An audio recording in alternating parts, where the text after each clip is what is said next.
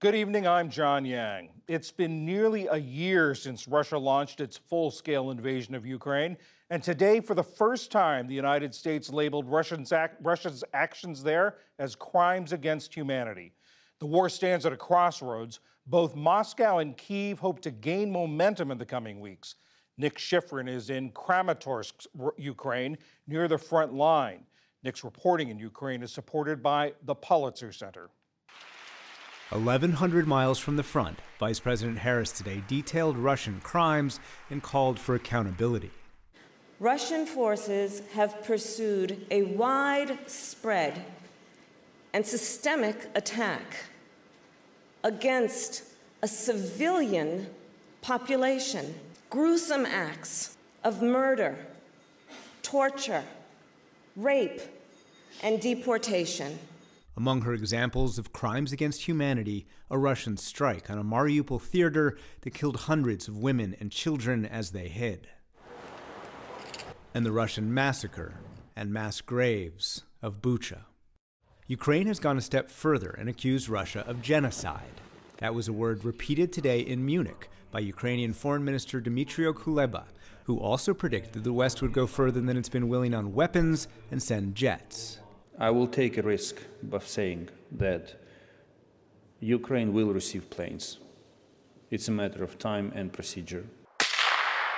But that's time Ukrainian soldiers don't have. They're barely holding Bakhmut, the epicenter of the fighting. Much of the city has been abandoned or destroyed, and Russians are closing in on three sides. I don't have any emotions in this war. I treat it as my job. For me to execute a shot is the same as sending a piece of mail. There are no emotions whatsoever. And that's the sense from all the soldiers I speak to. Whenever I ask them if they've lost men, they've lost friends, they each tear up and ask me to change the subject. War is overwhelming in so many ways, but these soldiers out here know they don't have time to mourn. John, the fact is that the fiercest fighting may be yet to come. Nick, I want to go back to where you started in the tape with Vice President Harris's announcement about crimes against humanity. Are there practical effects of this declaration? It's such a great question because the question is how to hold Russia accountable for the crimes against humanity. The problem is that the U.S. and Ukraine don't agree on the answer to that question. Ukraine consistently demands the creation of what's called the Special Tribunal for the crime of aggression. That's likely the easiest way to try Russian leaders, including Putin himself, but the U.S. is not on board with that. Another option is to create a hybrid court with Ukrainian prosecutors. The U.S. hasn't publicly supported that either. A third option is kind of a halfway step. Create an interim prosecutor to prepare for a future crime of aggression trial. The U.S. is more likely to support that step. So far, publicly, the only body the U.S. supports is the ICC, because they say they don't want to dilute the ICC's work. But, John, the ICC has not launched a single indictment. And so the process of how to hold Russia accountable, let alone actually holding Russia accountable, is still many months, if not years away. And, Nick, to get back to things on the ground, this is your fourth visit to Ukraine since the full-scale Russian invasion. What does it look like now? What do the front lines look like now?